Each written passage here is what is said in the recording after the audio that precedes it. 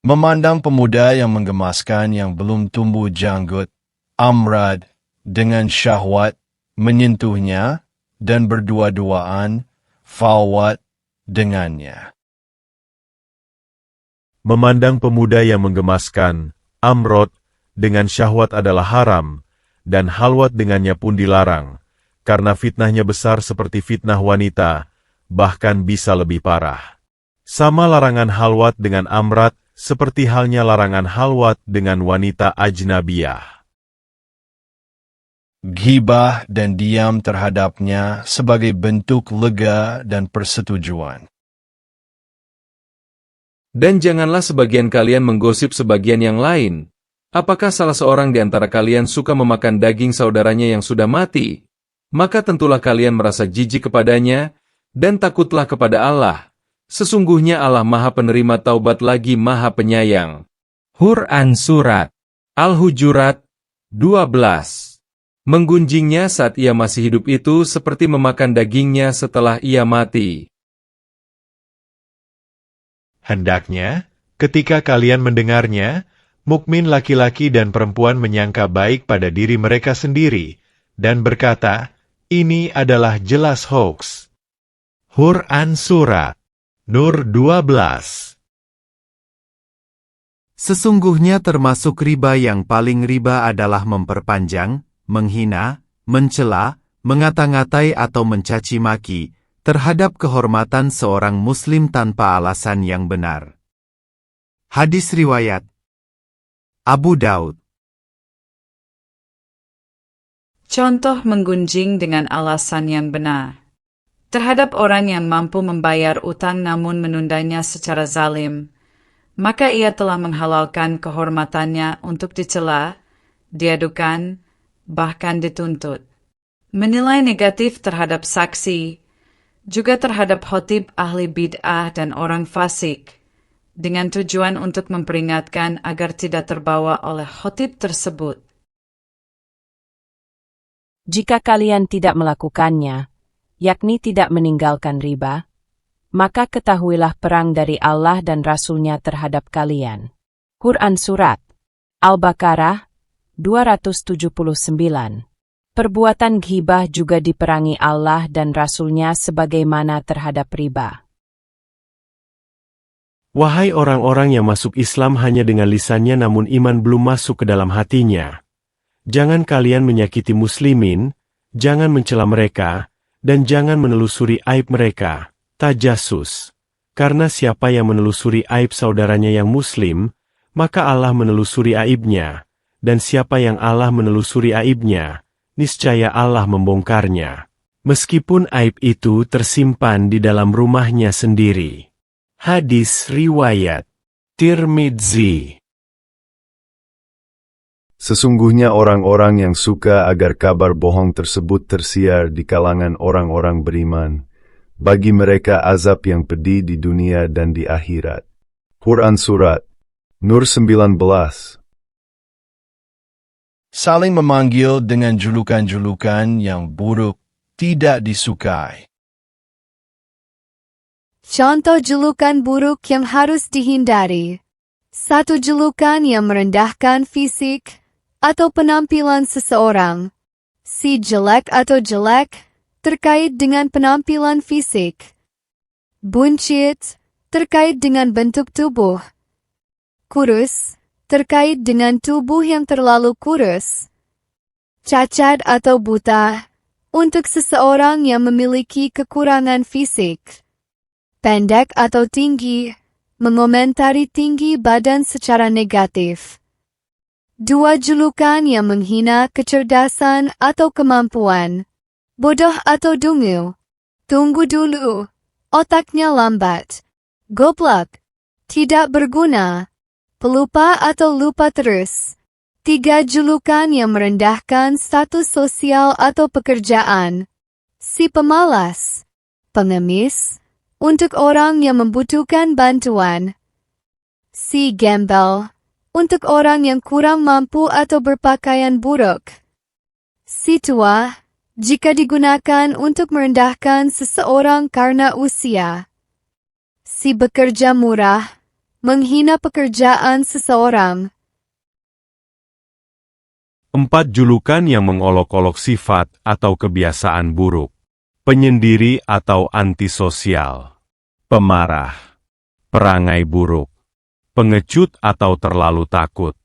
Si pemberontak. Jika itu digunakan untuk mengkritik seseorang yang menentang kebijakan atau aturan. 5 julukan yang menyinggung latar belakang keluarga.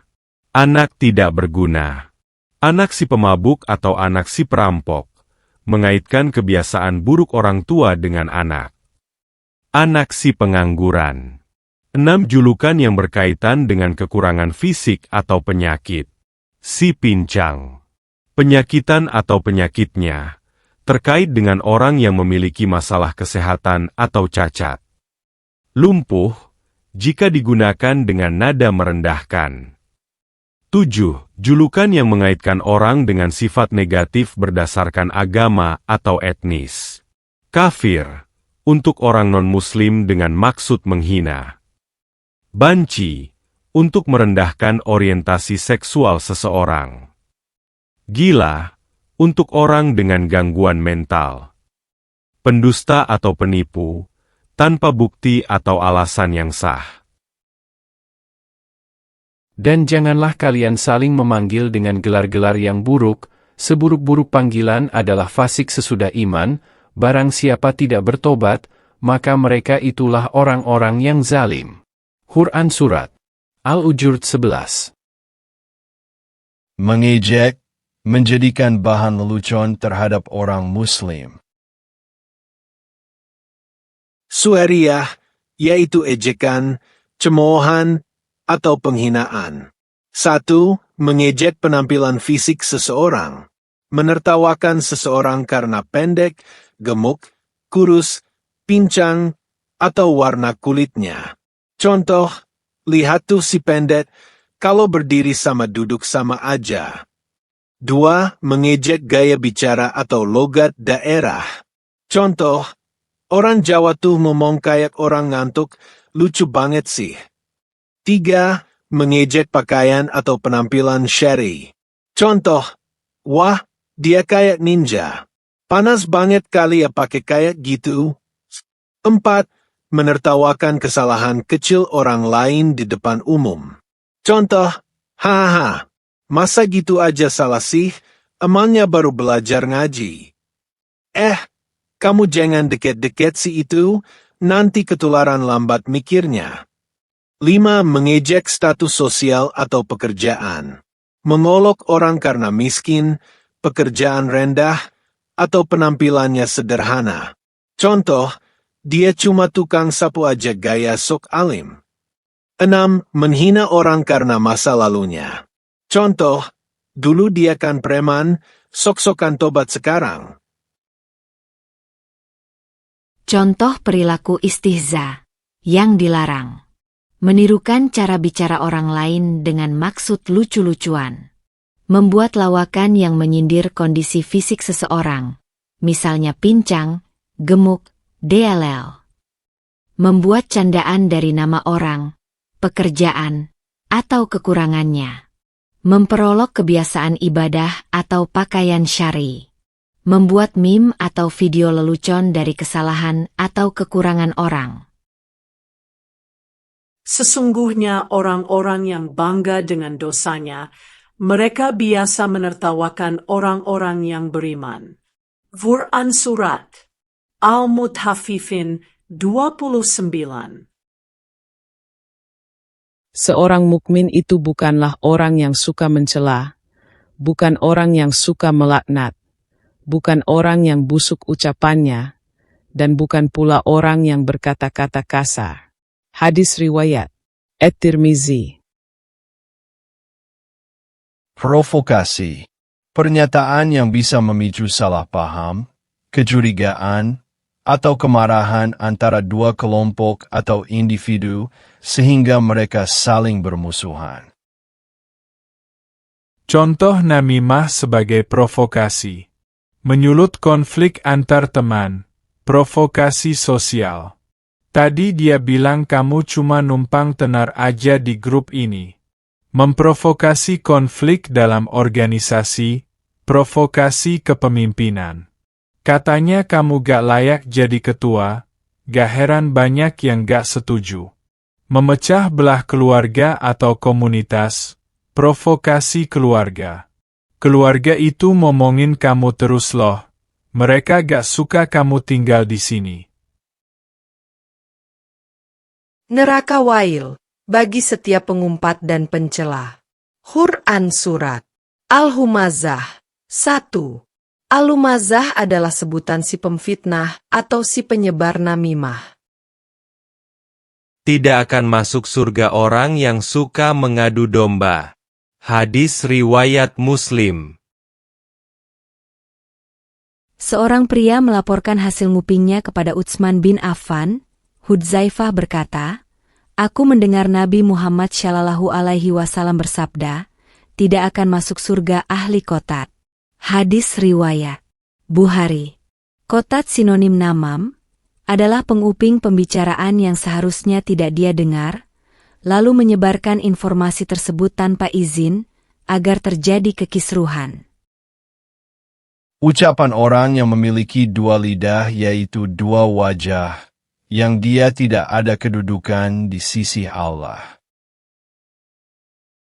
Semakin seseorang cinta posisi atau uang, maka semakin mudah muncul kemunafikan dalam hatinya, seperti berpura-pura baik di hadapan atasan, menyembunyikan kebenaran demi keuntungan pribadi, berbohong demi mempertahankan posisi atau uang, menyanjung penguasa atau orang kaya secara berlebihan, memuji penguasa atau orang kaya dengan sesuatu yang tidak ada padanya, misalnya, menyebut orang zalim sebagai adil, atau bodoh sebagai alim. Menunjukkan persetujuan terhadap kebatilan, bahkan hanya dengan gerakan tubuh seperti lirikan mata, mengangguk kepala, termasuk cabang dari kemunafikan. Kalian akan mendapati seburuk-buruk manusia di sisi Allah pada hari kiamat adalah orang yang bermuka dua, yang datang kepada satu kelompok dengan satu wajah, dan kepada kelompok lain dengan wajah yang lain. Hadis riwayat Ahmad, Bukhari, dan Muslim dari Abu Hurairah. Barang siapa memiliki dua wajah di dunia, maka di hari kiamat kelak dia akan memiliki dua lidah dari api. Hadis riwayat Abu Dawud. Wahai Aisyah, sejak kapan kamu melihatku sebagai orang yang berkata kasar? Sesungguhnya seburuk-buruk manusia di sisi Allah pada hari kiamat adalah orang yang ditinggalkan oleh manusia karena takut terhadap kejahatannya. Hadis riwayat Bukhari. Nabi Shallallahu Alaihi Wasallam tidak mau dijauhi oleh tamu atau siapapun hanya karena beliau bersikap kasar terhadap tamu.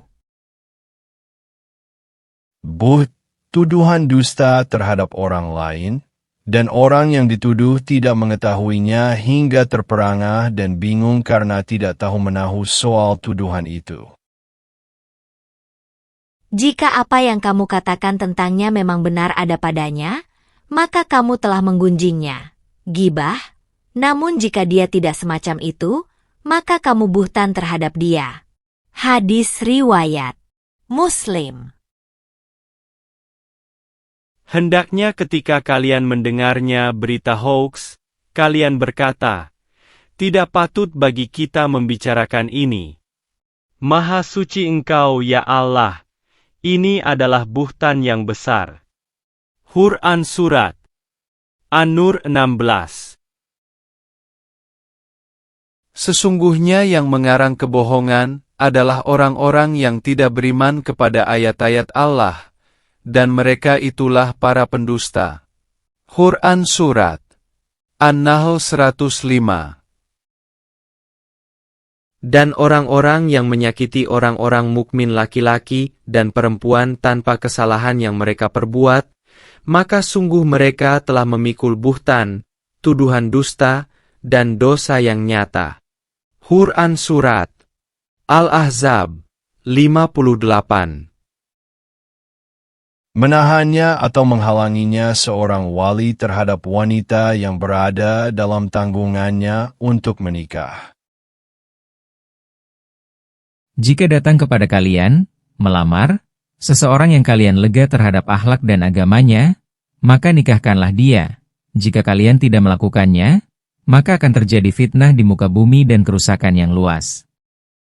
Hadis riwayat Tirmizi. Proses hukum, seperti pengadilan, bisa menjadi solusi jika seorang wali menahan pernikahan tanpa alasan yang sah.